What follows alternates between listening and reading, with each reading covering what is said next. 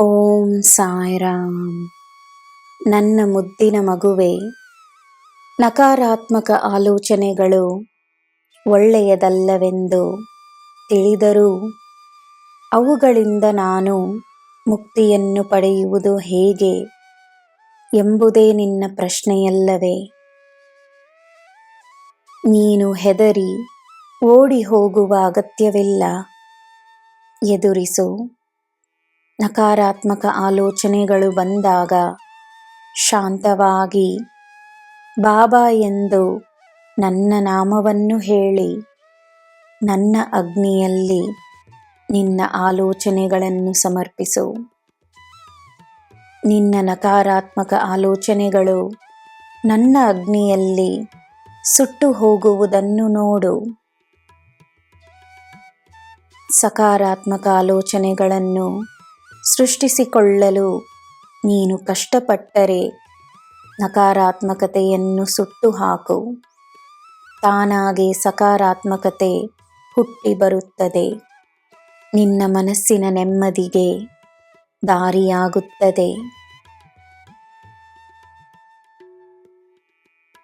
ನೀನು ಏನು ಮಾಡಿದರೆ ನಿನ್ನ ಜೀವನ ಬದಲಾಗುತ್ತದೆ ಎಂದು ತನ್ನನ್ನು ಕೇಳು.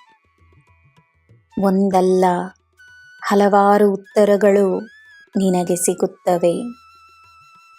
ಆ ಉತ್ತರಗಳಿಂದ ನೀನು ಮಾಡಬೇಕಾಗಿರುವುದು ಏನೆಂಬುದು ನಿನಗೆ ಆಗಲೇ ತಿಳಿದಿದೆ ಎಂಬುದು ನಿನಗೆ ಅರ್ಥವಾಗುತ್ತದೆ.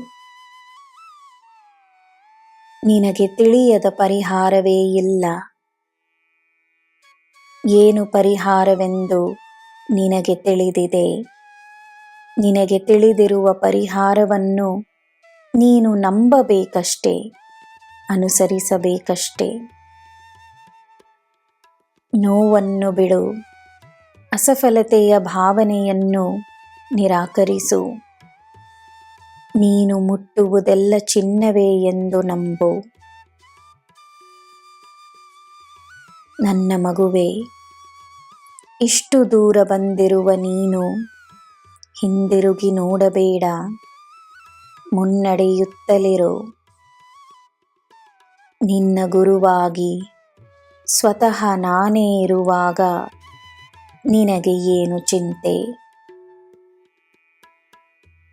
ನಿನಗೆ ನಾನಿದ್ದೇನೆ. ನಿನಗೆ ಎಲ್ಲ ಶುಭವೇ. ಜೈ ಸಾಯಿರಾಮ್.